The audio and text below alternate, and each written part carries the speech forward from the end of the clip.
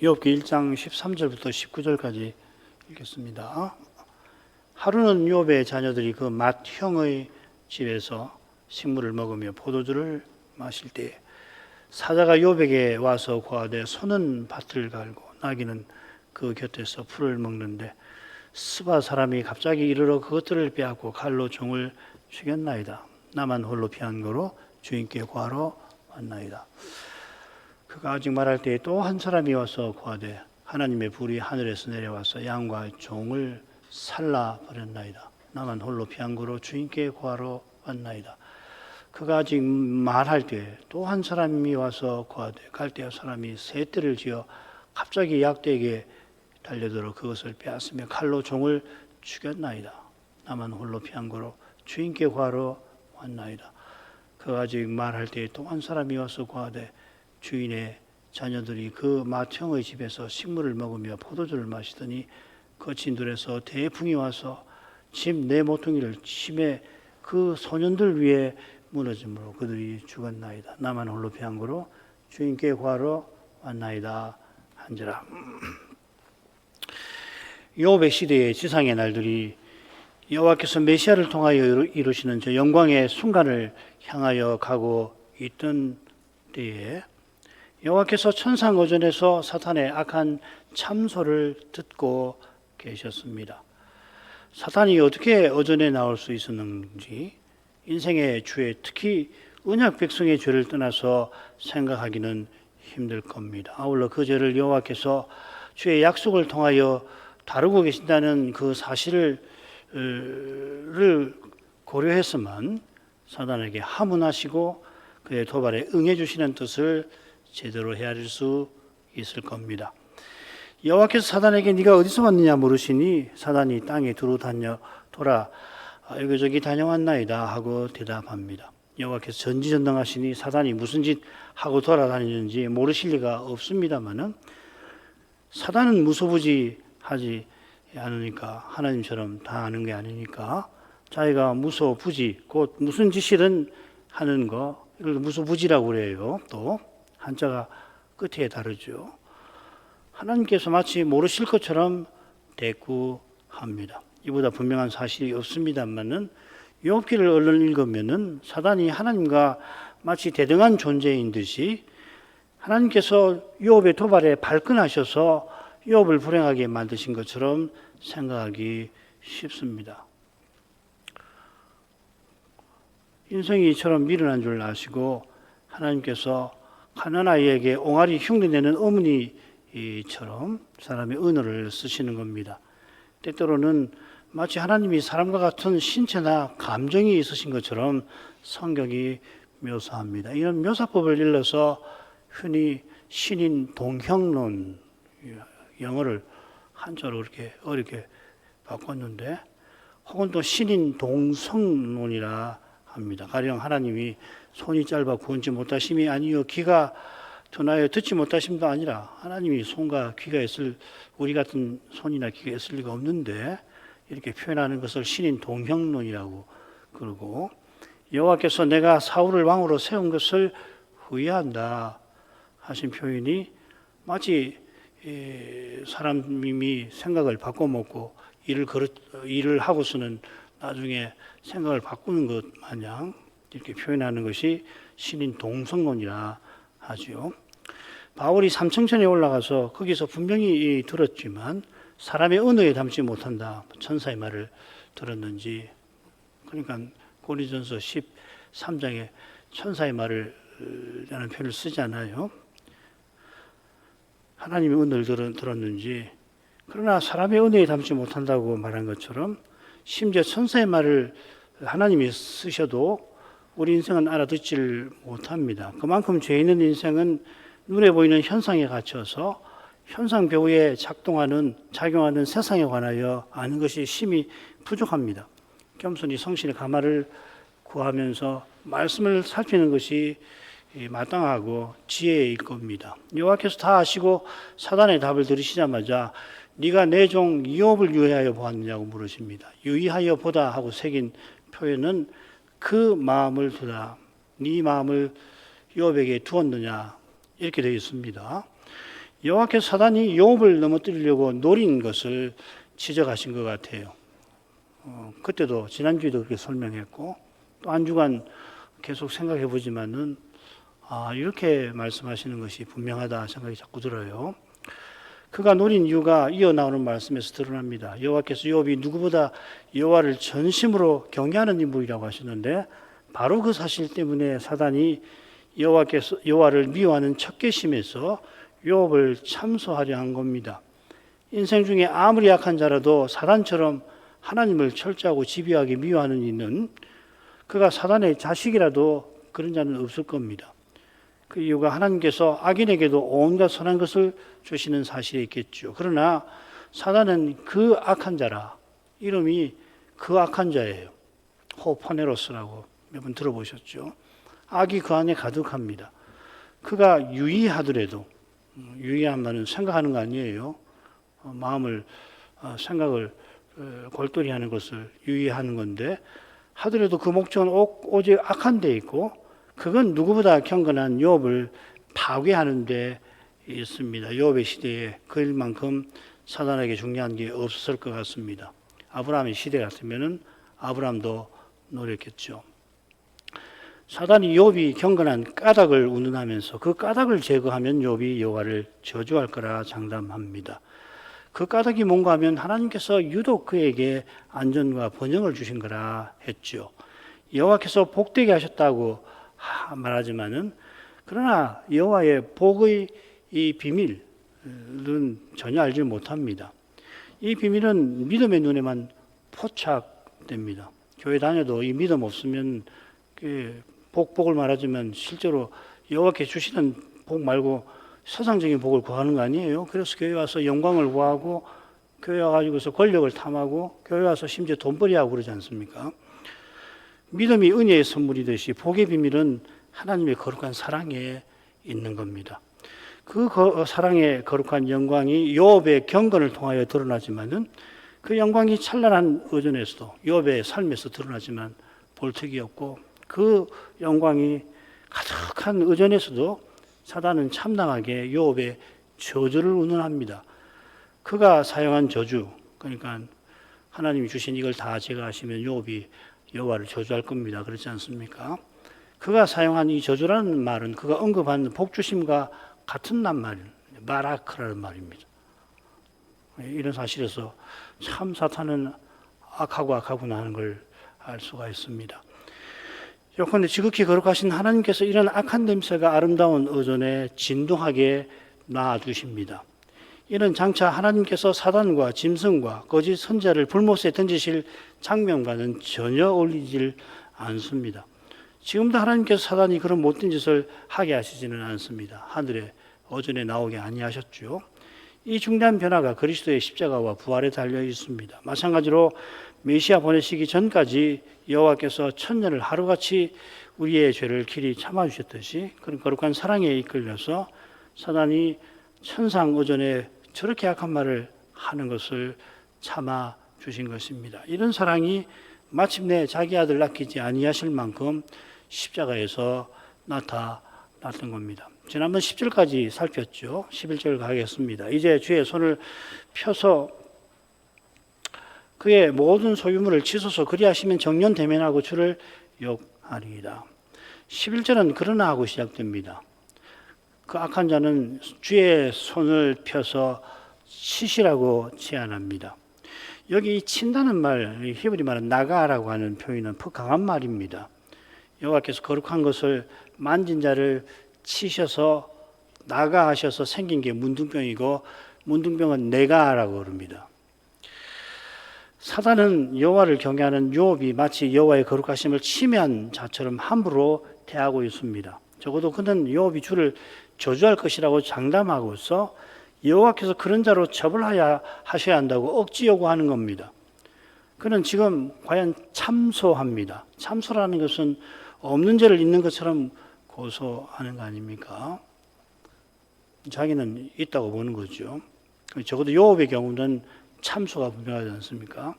계시록에서 우리 형제를 밤낮 참소하는 자라고 할 때 그 참소하고 거기 참소라고 번역했는데 그건 조금 다릅니다. 계시록 12장에서 설명을 좀 하죠. 이는 형별하시는 하나님도 죄를 범하게 만들고자 하는 지독히 악한 짓입니다. 그러니까 이 욥기 읽을 때 우리 생각을 자꾸 투영해 가지고 읽지 않도록 이 악한 자가 어떤 존재인가라고 하는 것을 늘 생각하고, 또 중요한 건 하나님이 어떤 분이신가를 늘 생각을 하고 읽어야지. 안 그러면 이게 무슨 아이들 이야기 읽는 듯이 읽고, 그래서 무슨 하나님이 그렇게 발끈하셔갖고 욥을 불행하게 욥을 만드는 것은 놔두고 그 불쌍한 자식들 왜 죽이셨냐 뭐 이렇게 하지 않습니까? 그렇게 쉽게 말할 수 없습니다. 사단은 자기 요구가 무리한 데가 있는 줄을 느끼고서는 앞에서는 그와 그의 가정과 식구와 집과 그의 모든 소유 뭐 이렇게 했죠, 그죠? 그의 모든 소유물을만 언급합니다. 욥의 몸은 거론하지 않습니다. 지금은 그가 감히 하나님과 거래하려는 것 같습니다. 인생이 범죄할 때 겸손히 터지하고 주의 자비를 구하는 게 아니라 하나님 선행을 할 테니 용서해 주십시오 하는 태도와 통하는 데가 있습니다. 이런 태도는 하나님처럼 자기를 감히 높이는 교만과 붙어 있는 겁니다. 용서를 구하는 태도는 구걸하는 것처럼 보이지만 그 심정은 감히 거래하는 교만과 붙어 있는 거죠. 뭘 할 테니 그걸 보셔서 이번만 눈 감아 주십시오 이거 아니에요. 죄를 알면 그렇게 할 수 없고 하나님이 어떤 분이신가 알면 감히 거래할 수 없는데, 사단이 지금 거래하는 태도를 취하는 것도 그가 죄의 강력한 영향력 아래 있다는 것을 보여주는 거겠죠. 그처럼 그가 자기가 노리는 바를 이루려고 그리하시면 경외하던 욥이 저주할 거라고 덧붙입니다. 이런 얕은 수를 전지하신 하나님께서 어찌 모르시겠습니까?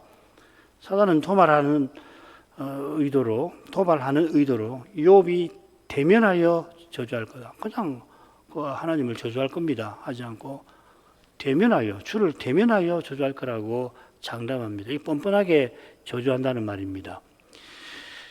욥이 아들들을 위하여 번제드리는 이유, 마음으로 자식들이 여호와를 저주하였을까 하여 번제를 드린 것과 대비되잖아요. 12절로 합시다. 여호와께서 사단에게 이르시되 내가 그의 소유물을 다 내 손에 붙이노라. 오직 그의 몸에는 네 손을 대지 말지니라. 사단이 곧 여호와 앞에서 물러가니라. 사단이 여호와께서 그 손을 펴서 치실 것을 요구했는데 여호와께서 사단이 요구하는 것을 그의 손에 붙이십니다. 내가 붙이노라 이렇게 새겼지만 원문은 이렇게 되었습니다. 보라 그의 소유물이 다 네 손에 있도다. 원문대로 새기는 게 문법상 물론 정확하고요. 제가 뭐 이 한글 개혁보다 번역 잘한다는 말이 아니고요. 원문은 이렇게 되어 있습니다. 그리고 또 내용상 좋습니다. 내용상 좋다는 것은 여호와께서 지금 행하시는 일이 어떤 일인지를 제대로 알게 한다 하는 의미입니다. 하나님께서 자기 백성도 범죄하면 이방인 손에 붙이시죠. 이스라엘 자손이 또 여호와의 목전에 악을 행하였으므로 여호와께서 7년 동안 그들을 미디안의 손에 붙이시니, 여기 이제 붙이신다는 말, 준다는 말이거든요. 기드온 시대의 일입니다. 기드온이 사사되기 전입니다. 그 직전에 여호와께서 드보라를 세워서 20년 지나 야빈의 학대 아래 고통당하던 이스라엘 건져 40년 평안을 누리게 하셨잖아요. 그런데 다시금 이스라엘이 이 악을 행합니다. 이 이스라엘을 여호와께서 언약의 규정을 따라서 미디안의 손에 붙이셨습니다. 지금 욥은 변만득한 이스라엘과 다릅니다. 이스라엘처럼 범죄치 아니하였을 뿐 아니라 오히려 여호와를 누구보다 경외합니다. 그런 그를 사단이 참수합니다. 참수하는 그의 요구를 여호와께서 수용하신 뜻은 오직 욥이 바라던 메시아께 있는 겁니다. 하나님 주님께서 나면서 앞을 보지 못하는 일을 고쳐주시려고 할 때에 그 사건 처음 기억하실 겁니다. 제자들은 누구 죄로 그가 이 불행한 처지에 놓였습니까? 자기 죄입니까? 부모의 죄입니까? 이렇게 묻지만 예수님께서는 하나님이 하시는 일을 나타내고자 함이라 하셨습니다. 그처럼 욥의 불행은 욥의 죄 때문이 아니라 욥이 바라는 그리스도 까닭입니다. 그런 취지로 여호와께서 그의 소유물이 내 손에 있다 하신 줄 믿습니다. 마찬가지로 그의 손에 소유물을 붙이시고는 그의 몸에는 손대지 말라, 네 손을 대지 말라 경고하십니다. 손을 댄다고 새겼는데 10절에는 펴사 이렇게 새겨져 있습니다. 치라는 표현을 쓰시지 않았는데 사단이 심판의 일을 행하도록 하신 게 아님을 암시하는 것 같습니다. 심판은 하나님께서 하는 겁니다. 하나님이 거룩한 심판장으로 욥의 소유물이 사단의 손에 있게 하신 겁니다. 거룩한 심판장이시니 회개하는 욥을 치실 리가 없을 뿐 아니라 사단이 치게 하실 리도 없는 겁니다. 다만 우리가 다 알지 못하는 그 거룩한 뜻을 쫓아서 욥이 큰 불행을 겪게 하셨습니다. 우리가 욥기의 내용을 이미 다 알고 있을 뿐 아니라 뭐 대체로 아는 거지 다 아는 게 전체 내용을 우리가 아는 거지 다는 빼야 되겠습니다. 그리스도의 십자가와 부활도 믿게 되어서 욥의 인내를 가르치는 야곱 선생의 교훈도 우리는 이제 받게 되었습니다만은 그러나 여전히 욥의 불행에 관하여 모르는 게 당연히 있습니다. 많습니다. 실은 참된 믿음으로 죄와 죽음의 현실에서 고난받는 이는 내가 고난을 잘한다 절대 말하지 않을 겁니다. 더욱이 고난받는 중에서는 왜 욥이 그렇게 자기 생애를 저주하는지 이해할 만하다. 왜 그렇게 이야기하는지 이제 이해가 좀 된다. 그런 생각이 들 겁니다. 내가 고난받았다고 해서 고난받는 사람의 심정과 처지를 다 헤아리지 못하는 법입니다. 거기에 믿음의 눈으로도 다 보지 못하는 하나님의 역사의 신비가 있는 겁니다. 하나님께서 사단으로 욥의 모든 소유를 손대게 하신 것은 오직 십자가에서 제대로 헤아리고 그리고 재림 때에 가서야 온전히 드러날 겁니다. 주님의 십자가를 의지하여 다시 오실 주님을 바라보는 그 길이 저 옛날 욥도로 걷게 하신 그 길과 이어지는 겁니다. 그 길에서 욥이 걸어갔던 그 길에서 구약교회인 여자가 만국을 다스리는 남자의 그 메시아를 낳게 하신 겁니다. 계시록 12장 처음 부분이죠. 그죠? 여호와께서 그의 몸에 손대지 말라고 하셨는데 원문은 그에게 손대지 말라 이렇게 되어 있습니다. 2장 6절도 그렇습니다. 그런데 이어 나오는 욥의 병을 보면 피부병 아니에요. 그러니까 그의 몸이라고 새겨도 좋을 것 같습니다. 자, 오늘 읽은 부분으로 가죠. 사단이 여호와 앞에서 물러가서는 여호와의 허용에 근거해서 욥을 불행하게 만듭니다.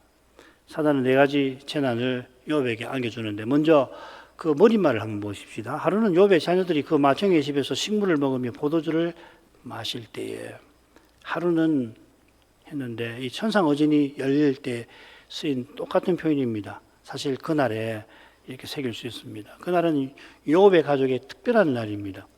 욥의 자녀들이 그 마청의 집에서 포도주 식물 잔치할 때죠. 같은 표현이 18절에도 나옵니다. 내 재난이 이 특별한 하루에 일어났습니다. 사단이 여호와의 허용하심을 받고는 욥을 무너지게 할 가장 좋은 기회를 노린 거겠죠. 그는 욥의 자녀들이 장남 집에서 잔치하는 가장 즐거운 그때 욥의 모든 것을 앗아가려 한 겁니다. 이날은 욥기 처음에 나온 것처럼 욥의 장남의 생일입니다. 야곱이 루빈을 가리켜서 내 기력의 시작이라 불렀습니다. 그래서 율법을 보면 장자의 몫이 다른 아들들보다 2배인데 이건 예시대에 장자가 가문이 있는 것이 언약에 그만큼 중요한 걸 보여주는 거죠. 그런 장자의 생일인데 더욱이 모든 자녀가 함께 잔치하는 것만큼 그렇게 기쁜 일이 부모인 욥에게는 별로 없을 것 같습니다. 이처럼 헤아려서 실로 즐거운 날에 자기 가진 모든 것을 무참하게 잃어버리게 되면은 욥이 이 엄청난 불행을 하나님 탓으로 돌릴 거라고 계산한 거겠죠.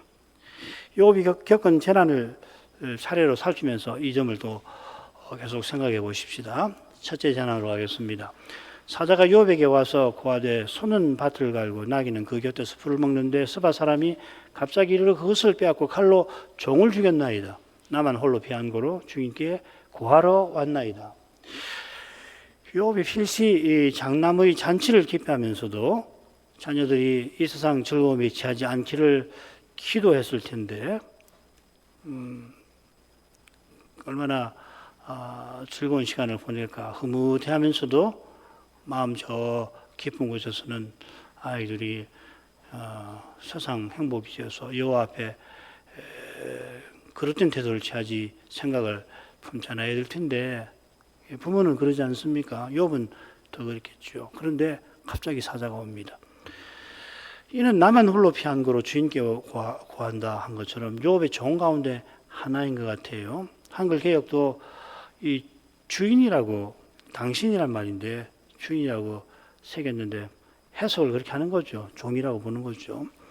종이라면 왜 이 사람을 사자라고 했을까 생각해 볼 만하죠. 욥기에 이 사자라는 마락인데 3번 나와요. 33장에는 중보자 역할을 하는 특별한 천사고요.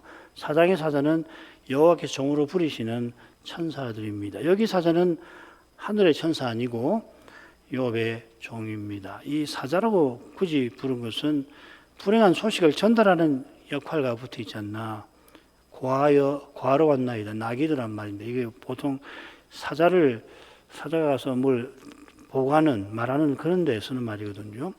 어쩌면 부족장인 종이 욥이 종 가운데 특별한 임무를 부여한 사람일 수도 있겠다 생각해 봅니다. 소는 밭을 갈고 나귀는 그 곁에서 풀을 먹는 이건 가을 거지가 끝나고 평화로운 장면을 보여줍니다. 추수한 곡식을 나귀가 실어 옮긴 다음에 나귀들이 곡식을 옮기고 난 다음에 쉬면서 풀을 한가로이 뜯고 있고 소는 추수가 끝난 밭을 갈아엎어서 이듬해 파종을 준비하고 있는 모습입니다. 참 즐거운 계절인데 마침 장남의 생일 잔치가 벌어지고 있습니다. 그런데 서바 사람이 갑자기 이럽니다. 이 서바 사람은 이 남부 아라비아에 사는 사람입니다. 아마도 저기 이집트, 에티오피아 사람들이 올라왔을 것 같은데 욥기 6장 19절에 보면 스바 행인이라는 말이 나옵니다. 이 행인이라는 말이 무역상을 뜻하는 여행자라는 말이지만 무역상이거든요. 무역상을 가장한 무장대가 갑자기 들이닥쳤습니다. 이른다, 갑자기 이른다라는 말이 욥기 1장에 4번 나옵니다. 둘째 재난에 보면 불이 하늘에서 내려왔다. 이 나파대한 말이 내려온다, 떨어진다, 뭐 이런 말이거든요. 세 번째 재난에서는 대풍이 불어서 집이 무너진다. 또 그 소식에 욥이 땅에 엎드러진데 이 낱말을 씁니다.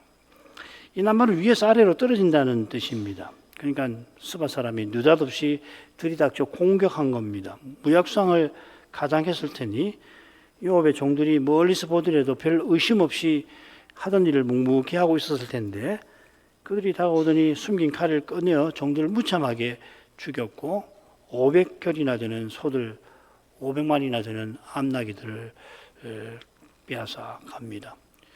사자는 소와 나귀에 관한 이야기를 하고는 마지막으로 종들의 죽음을 전합니다. 둘째, 셋째 재난에도 비슷합니다. 넷째 재난 때 집이 무너서 자녀들이 다 죽는데 종이 직접 언급되지 않죠. 그죠? 왜 그런가 한번 나중에 보십시다. 잔치가 한창인데 시종들은 종이 없을 리가 없죠. 나중에 보도록 하시겠습니다. 16절 나가죠. 그가 아직 말할 때 또 한 사람이 와서 고하되 하나님의 불이 하늘에서 내려와서 이 양과 총을 살라버렸나이다. 나만 홀로 피한 거로 주인께 구하러 왔나이다. 사자가 아직 말을 끝내지 않고 하고 있는 중인데 또 한 사람이 와서 전화를 전합니다. 처음 사자가 얼마나 다급하게 와서 얼마나 떨면서 욥에게 이 흉한 소식을 전했을까 우리가 짐작할 수 있잖아요. 그런데 그의 다급하고 떨리는 말이 계속 이어지고 있는데 또 한 사람이 역시 다급하고 떨리는 음성으로 욥을 부르며 달려옵니다. 욥의 마음에 불길한 두려움이 먹구름처럼 몰려듭니다. 전하는 이가 하나님의 불이 하늘에서 내려왔다. 그렇게 알리죠. 하나님의 불은 아마 번개를 가리킨다고 많은 학자들이, 대부분 학자들이 하나님의 번개일 거라고 이야기를 합니다. 하나님의 불이라 한 것은 욥의 많고 많은 양과 종들을 살라버린 사실과 붙어 있겠습니다. 얼마나 강력한 번개인지 전하는 이가 살아남은 게 신기할 정도였습니다. 이번에도 한 종은 재난을 용케 피했고 욥에게 고합니다. 이는 사단이 욥을 절망케 하려고 하는 악한 의도와도 붙어 있는 것 같아요. 사단이 살아남은 종에게 동정심을 베푼 게 아니듯이 심각한 재난이 잇따라 들이닥치도록 해서 욥이 정신을 차리지 못하도록 심각한 현실에 갇히게 하려는 것 같습니다. 만약에 살아남지 않으면 모를 수 있잖아요. 그러나 여호와께서 사단과 전혀 다른 뜻으로 그처럼 전혀 달리 신비한 방식으로 욥을 고난에 내몰고 계신 겁니다. 17절 그가 아직 말할 때 또 한 사람이 와서 고하되 갈대아 사람이 세 떼를 지어 갑자기 약대에게 달라들어 그것을 빼앗으며 칼로 종을 죽였나이다. 나만 홀로 피한 거로 주인께 구하러 왔나이다. 둘째 종이 아직 말할 때 아니야 다를까 또 한 사람이 불이 나게 옵니다. 레기 언약문을 보면 여호와께서 때를 따라 비를 주셔서 땅은 산물을 내고 밭에 수목은 열매를 맺을지라 너희 타작은 포도 딸 때까지 하고 그러니까 밭에 추수를 타작하는데 포도 딸 때까지 얼마나 농사가 잘 됐으면 그때까지 타작을 하고 그 끝낼 때쯤에 포도 딸 때가 되어가지고 그래 너희 포도 따는 것은 파종할 때까지 미시리라. 얼마나 포도가 많이 열렸으면은 파종할 때까지 그렇게 할 거다 약속하십니다. 지금 욥이 겪는 불행은 이 약속과 정반대되는 것 같아요. 이런 불행은 하나님의 본심이 아닌 겁니다. 하나님께서 신자들을 고난받게 하시는 것은 고난 자체에 있지 않고 하나님의 사랑에 있습니다. 이번에는 갈대아인이 약탈합니다. 이 남부 메소포타미아 그러니까 욥이 살았던 데로부터 쭉 북쪽이죠, 그죠? 유목민인데 세 떼를 지어 습격합니다. 치밀한 작전을 짜서 욥의 많은 낙타를 탈취하려 합니다.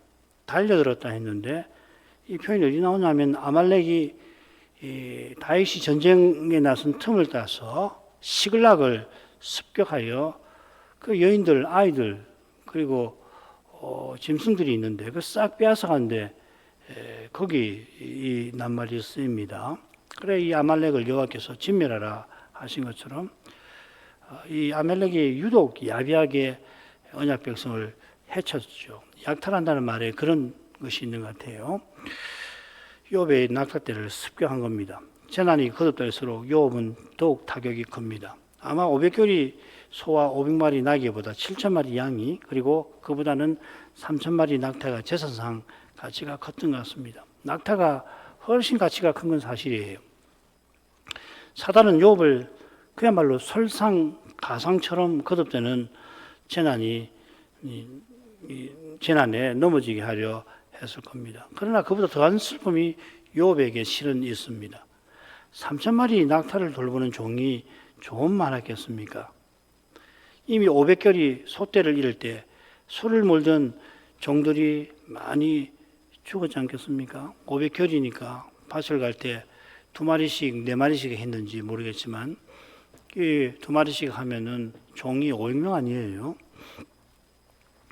욥기를 보면 욥이 얼마나 사람을 믿음으로 대했는지 짐작하게 하는 말씀들이 나옵니다. 29장 보면 내가 부르짖는 빈민을 건졌으며 도와줄 자 없는 고아를 도왔습니다. 나는 맹인의 눈도 되고 저는 자의 발도 되고 빈궁한 자의 아비도 되며 내가 모르는 사람의 송사를 조사하여 주었으며 불의한 자의 특별을 부수고 그 이에서 노력한 것을 빼내었느니라.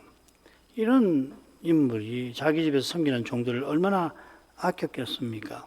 그런 종들이 허망하게 재난에 죽어나가는 그 현실에 욥이 얼마나 고통스러워했을는가 넉넉히 짐작합니다. 물론 욥기 1장 3절은 당시 사람들이 욥을 어떻게 했는지를 엿보게 하죠. 그러니까 짐승들보다 나중에 종에 대한 이야기가 나온다는 이야기입니다. 그러나 아브라함이 다메섹 엘리에셀을 상속자로 세우는 데서 종을 믿음으로 선대한 것을 알 수 있듯이 같은 믿음을 가진 욥도 그렇게 대했을 것 같습니다. 종들이 가축들을 돌보다가 목숨 잃은 일은 욥에게 큰 슬픔을 안겨줬을 겁니다.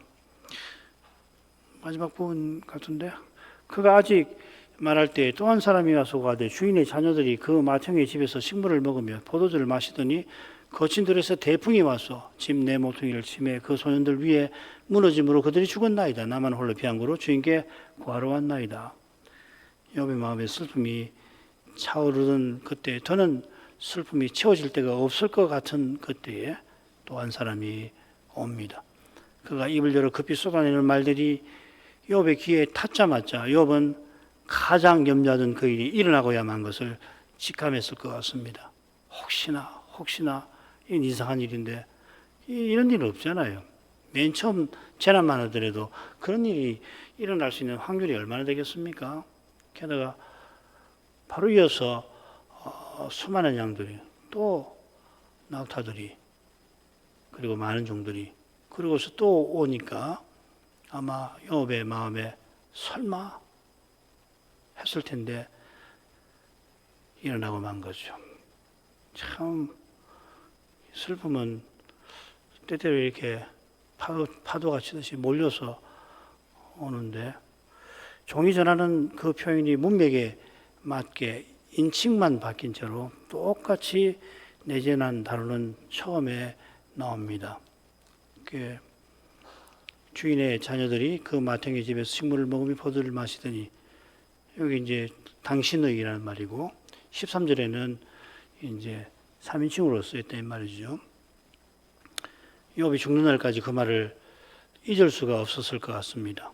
그래서 똑같아요. 말이 인칭만 다르고 순서까지 똑같이 이렇게 쓰였습니다. 그만큼 인상 그 뇌리에서 바뀌어서 그 말이 떠나지 않았을 거 아닌가. 그래서 욥이 썼다면은 그대로 쓰지 않았을까 그런 생각을 해봤습니다. 정말 그렇거든요. 슬픔은 그런 겁니다. 큰아들의 생일잔치 중에 태풍이 광야에서 와서 큰아들 집을 쳐서 무너지게 했는데 한 사람만 빼고 모두 죽고 말았습니다. 놀랍게도 죽은 이들을 그 소년들이라 합니다. 이 낱말은 처음 세제난에서 종들이라고 쓰인 바로 그 낱말입니다. 나하루의 복수형인데 이 낱말이 욥기에 8번 나오고 이 부분에 절반이 나옵니다. 여기서 세 번은 종이라고 했고 이분은 소년이라고 생겼는데 다른 네 군데 보면 자식, 자녀, 소년, 어린아이 이렇게 되어 있습니다. 이 낱말은 청년의 나이에 이른 자녀들을 그러니까 예수님 시대 같으면 장가하고 남을 나이고요. 종이나 사환이나 혹은 전쟁할 때 부대원을 가리키기도 합니다. 종을 흔히 가리키는 낱말 에베드라는 말인데 욥기에 12번 나옵니다. 이미 내종 욥이라고 나왔죠. 1장 3절에도 비슷한 낱말이 집합명사로 쓰였습니다. 여기서 욥이 자식을 가리키기도 하는 낱말을 종에게 썼다라고 하는 것은 조금 전에 생각한 것처럼 종을 식구처럼 대한 것을 암시하는 것 같습니다. 그만큼 욥의 불행은 심각하고 욥의 슬픔과 상실감은 심대합니다. 이런 슬픔과 불행은 결국 인생의 죄로 말미암습니다. 사단은 인생의 죄를 악용해서 악한 욕심을 채우려 합니다. 그리함으로 그가 가장 죄에게 종노릇합니다. 죄의 권세는 막강하고 막대한 악입니다. 이 죄를 이기는 분은 여호와 분이십니다. 이 죄를 이기시는 방법 역시 여호와다우십니다. 여호와의 종이 되셔서 십자가에 달리실 때에 사단과 그의 아들들이 이긴 것처럼 보였겠지만 죽은 자 가운데 다시 사신 그리스도는 자기 몸인 교회의 고난을 통해서 죄의 신비를 신비하게 지금 물리치고 계십니다. 그처럼 여호와께서 욥의 고난도 장차 태양을 입고 발 아래 달이 있고 머리 12별에 멸류관을 쓴 여자가 아이 낳는 거기에 쓰셨습니다. 구약과 신약이 메시아를 통하여 본질에서 하나인데 믿음의 길에서 고난받는 거기서 가장 생생하게 실증된다 말할 수가 있겠습니다. 성경은 이 죄와 죽음의 문제를 하나님께서 어떻게 은혜로 해결하시는가에 대한 역사를 기록한 책이라 하겠죠. 자, 기도를 제목으로 하죠. 욥기 1장에 기록된 욥의 불행도 얼마나 깊고 슬픈지 헤아리기 어려운데 이 불행은 놀랍게도 시작에 불과합니다. 죄가 그만큼 악하고 악한 악입니다. 죄가 얼마나 악한지는 그리스도의 십자가에서 유감없이 드러나죠. 그런 악을 겪으신 그리스도께서 놀랍게 또 죄와 죽음의 권세를 물리치고 계십니다. 이를 위하여 주님의 몸이 고난받는 방식을 택하십니다. 그처럼 주님께서 십자가 지시까지 고난을 받아 주신 것은 우리가 그리스도의 남은 고난을 채울 수 있게 하심입니다. 비슷하게 여호와께서 구약 때도 욥의 고난을 쓰셔서 친히 여호와의 종으로 세상에 오시는 그 일을 이루고 계셨던 겁니다. 이 신비가 성신께서 말씀을 통하여 알게 하시는 것이듯이 깨닫게 하신 말씀이 고난을 통하여 이루어져 가게 하십니다. 내가 말씀을 깨닫는가 하는 것을 고난을 통해서 확인하게 하시는 겁니다. 고난을 받는 것이나 견디고 이기는 것은 결국 이것이 신비인데 아무도 스스로는 욥처럼 고난받기를 원치 않냐는 데서도 드러납니다. 욥도 그러지 않겠습니까? 욥이 이렇게 고난을 겪고 또 겪으려고 하겠습니까? 안 그랬을 것 같아요. 고난을 받는 것이나 견디고 이기는 것은 결국 주님께서 우리의 믿음을 통해서 친히 이루시는 일이 분명합니다. 사람은 견디지 못할 고통 중에 어찌할 바를 모르게 되고 욥처럼 기도마저 욥기 읽어보면은 말씀드렸던가요? 처음에는 욥이 기도를 해요. 논쟁하면서 친구들하고 논쟁하면서 계속해서 대답하면서 끝에는 기도를 합니다. 자기도 모르게 기도를 하는 거예요. 근데 논쟁이 거듭할수록 기도가 없어져요. 고난은 그런 겁니다. 주님께서 이런 우리를 위하여 간구하시고 또 연약한 우리를 붙들어서 끝까지 이끌어 주십니다. 말씀의 거룩한 빛이 이 진리를 우리 영혼에 비추어 줍니다. 이 은혜를 참 이게 어려운 건데 간절히 구해야 할 겁니다. 자, 그 다음 이런 말씀이 교회에 전파되도록 은혜를 구하십시다. 같이 기도하겠습니다. 거룩하신 아버지, 이날에도 주의 종 욥을 통하여 하나님이 행하신 일을 살필 수 있게 하셔서 감사드립니다. 예수께서 십자가와 부활로서 하나님 언약을 이루신 덕분에 이제 하늘에서 마귀가 있을 곳이 없고 있을 아무런 근거와 이유가 다 사라지게 되어 밤낮 우리 형제들을 전에 참수하던 그가 오전에 추방되어서 이제는 땅에 내던져졌사오나 전에는 그가 천상오전에 나와서 감히 악한 참소를 서슴지 아니하였는데 그런 악한 일이 오전에서 벌어질 뿐만 아니라 그런 악한 해방을 하나님께서 친히 겪으셨습니다. 이처럼 행하신 뜻이 얼마나 신비하고 심오한지 말씀을 통하여 깨닫고 또 깨닫게 되더라도 다함이 없나이다. 마침내 여호와께서 여호와의 종으로 세상에 오셔서 십자가를 진 거기서 하나님이 기뻐하신 뜻이 다 드러났사오며 그 거룩하신 뜻이 부활하신 그리스도께서 주님의 교회를 통하여 죄와 죽음의 권세를 물리치시는 거기서 또 이루어져 가게 하시는 줄 믿나이다. 예수께서 사울에게 나는 네가 핍박하는 예수라 하시고 거룩한 계시를 그에게 베풀어 주신 덕분에 이 사도를 통하여 주님께서 지금 주님의 몸과 지체를 통하여 행하고 계시는 일의 그 신비한 것을 저희도 배울 수 있게 하신 것을 기억합니다.